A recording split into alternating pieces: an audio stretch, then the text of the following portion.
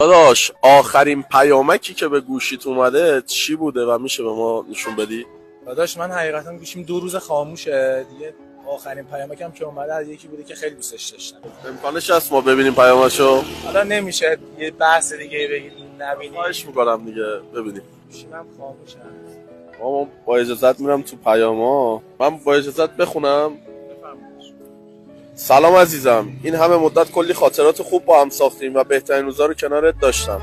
کلی هم خواستگار به خاطر رد کردم. تا همین امشبم منتظر بودم ولی حیف نشد. امشب هر کاری کردم نشد و مجبورم بله بگم. تا ابد دوستت دارم. خدا نگهدار. ببخشید اگه ناراحت. نه بابا داداش من همین الانم از سر کار دارم میام. 5 ساله دارم کار میکنم، یعنی کل انگیزم واسه آیندم بود. من پول اجاره خونم نتونستم. هر جا هستی آرزوی بهترینا رو برات می‌کنم. ان شاءالله کنار هر کی هستی خوشبخت